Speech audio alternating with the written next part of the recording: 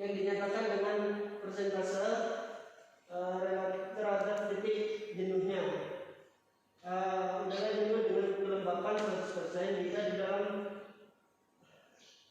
udara pada temperatur 30 derajat Celcius mengandung 30 gram uap air, sedangkan pada suhu 20 derajat mengandung 17 gram uap air.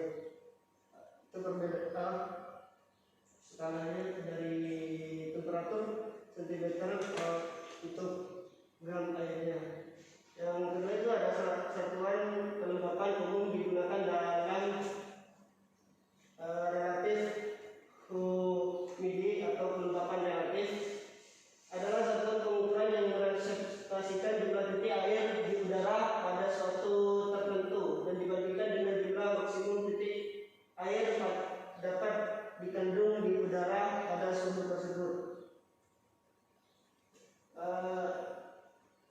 Kelembapan relatif dinyatakan dalam nilai persentase udara panas dapat menyimpan titik air lebih banyak daripada udara dingin.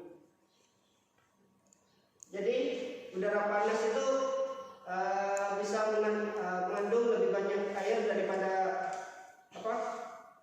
udara dingin, gitu, dari kelembapan tersebut.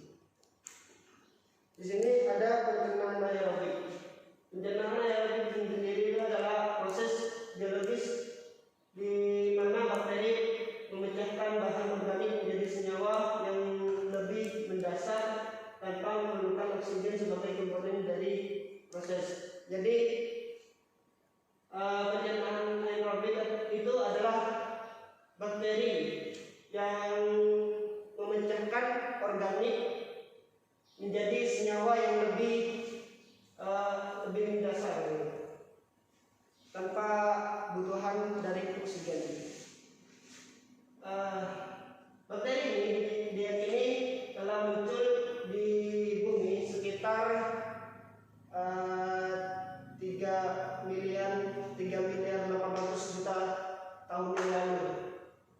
Cukup lama juga ya. Dan sebagai bentuk dominan dari kehidupan di planet ini sebelum tanaman muncul. Saat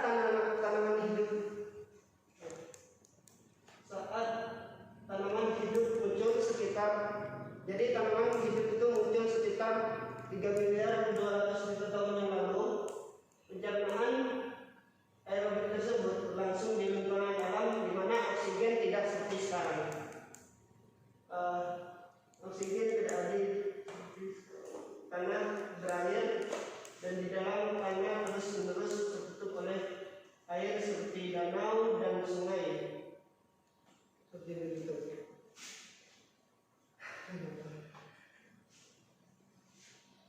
Sebenarnya itu pencernaan aerobik banyak digunakan sebagai sumber energi terbarukan. Proses ini menghasilkan biogas yang terdiri dari metana, karbon dioksida, dan jejak gas. Jadi proses biologis yang terdapat dari anaerobik ini itu ada menata, karbon dioksida, dan jejak gasnya tersebut. Biogas ini dapat digunakan secara langsung sebagai bahan bakar dalam mesin panas dan gas daya gabung atau ditingkatkan menjadi biometa berkualitas gas alam. Selanjutnya dengan menggunakan kembali limbah sebagai sumber daya dan pendekatan teknologi baru yang telah menurunkan biaya modal. Pencernaan aerobik dalam beberapa tahun terakhir mendapat perhatian yang meningkat di antara pemerintah di sejumlah negara. Jadi pencernaan aerobik ini beberapa tahun terakhir itu mendapat perhatian dari negara-negara tersebut karena ya cukup baiklah. Di antaranya seperti negara Indonesia tersebut. Ini juga ada pertumbuhan adalah suatu proses pertambahan jumlah sel tubuh suatu organisme yang disertai dengan pertambahan ukur berat serta tinggi yang tidak dapat kembali ke keadaan mula. Jadi pertumbuhan ialah pertambahan jumlah sel suatu organisme, sel tubuh pada organisme yang disertai dengan pertambahan ukur berat, terus tinggi dan sebagainya. Itu ada satu perah. Sapi perah adalah sapi perah yang dikembangkan secara khusus karena kemampuan dalam menghasilkan susu dalam jumlah besar. Jadi sapi perah adalah sapi yang cukup untuk menghasilkan susu dan jumlah susu yang cukup besar. Pada umumnya sapi perah termasuk dalam proses series Bontaurus seperti Bontaurus. Terus awalnya manusia tidak membedakan sapi penghasil susu dengan sapi potong. Sapi perah adalah sapi yang dikembangbiakkan secara khusus dan kemampuannya dalam menghasilkan susu dalam jumlah besar. Pada umumnya sapi perah termasuk dalam spesies Bontaurus.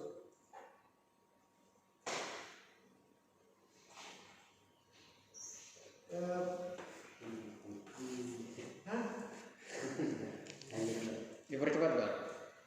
Di sini ada pengaruh suhu dan kelembapan untuk pengaruhnya pada suhu dan kelembapan. Suhu dan kelembapan udara merupakan dua faktor cuaca atau iklim yang mempengaruhi produksi sapi perah. Karena dapat menyebabkan perubahan keseimbangan panas dalam tubuh ternak, keseimbangan air, keseimbangan energi, dan keseimbangan tingkah laku ternak. Jadi di sini pengaruh dari suhu dan kelembapan tersebut akan pada sapi perah itu akan menyumbangkan air, keseimbangan energi pada sapi juga sama tingkah laku pada sapi tersebut. Untuk suhu yang nyaman untuk sapi perah yaitu di sini ada benar-benar suhunya yang nyaman, ada yaitu sekitar dari 17 sampai 21 derajat Celcius.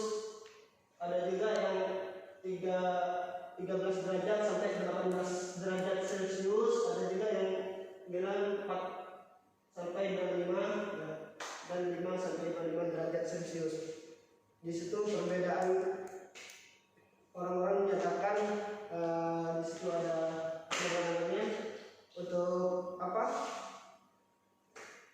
derajat yang untuk nyaman untuk sapi perah.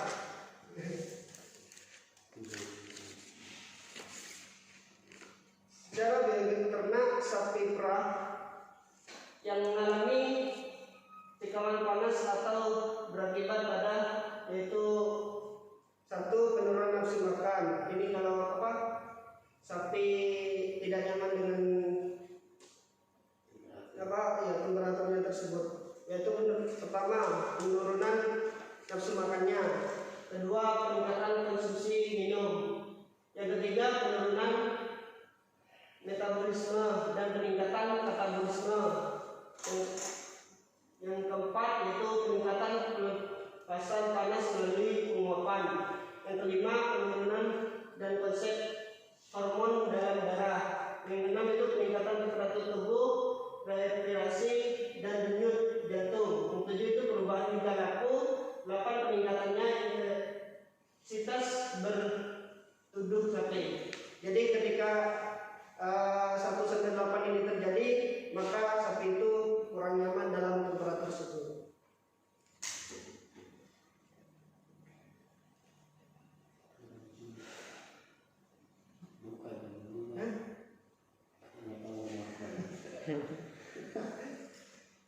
Perubahan suhu di sini, perubahan suhu itu adalah kadang dapat mempengaruhi perubahan denyut jantung dan frekuensi pernapasan sapi perah.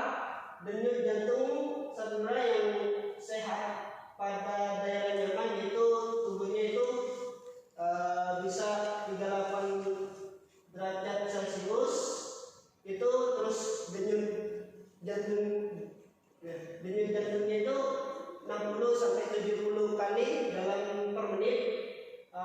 Terus pernapasannya itu 10 sampai 30 kali per menit. Itu untuk pernapasan untuk yang sehat ya, sapi perah yang sehat. Selanjutnya perubahan suhu yang dilihat dari respon pernapasan dan denyut jantung merupakan mekanisme dari tubuh sapi untuk mengurangi atau melepaskan panas dan diterima dari luar tubuh ternak.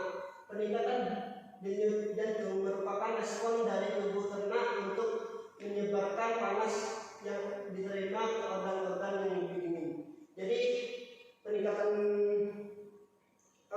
denyut jantung merupakan respon dari tubuh ternak sendiri untuk menyebarkan panas ke organ-organ yang lebih dingin.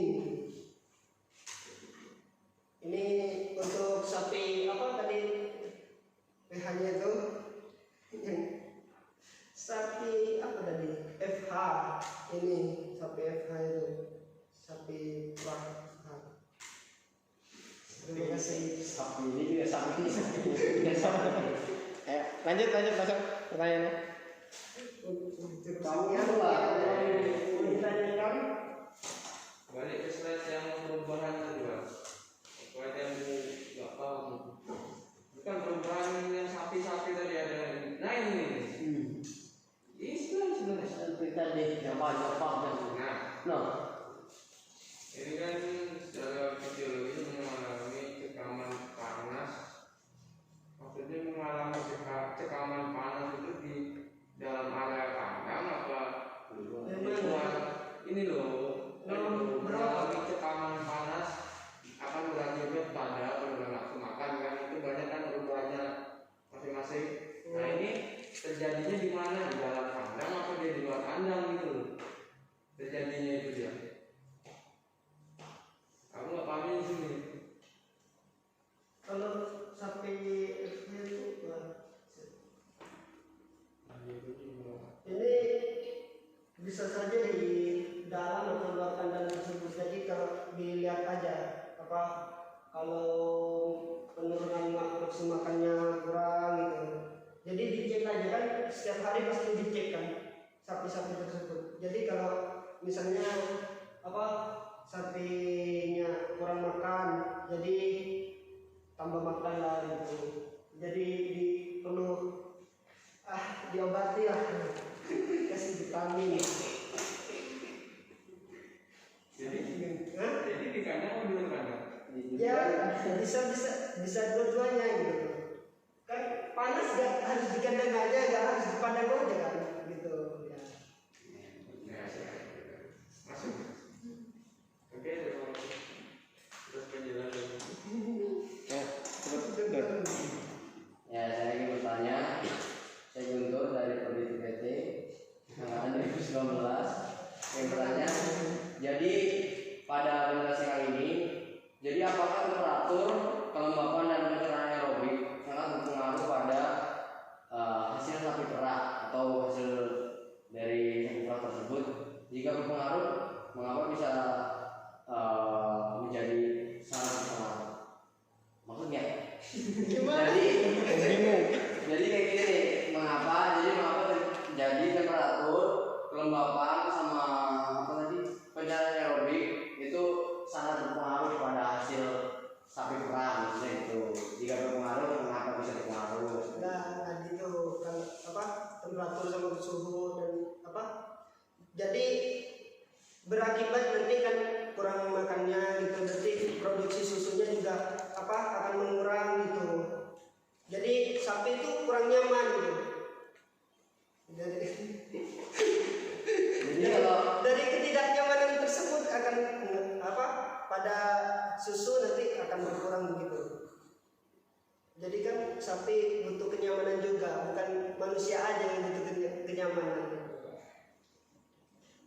Sapi kan sapi.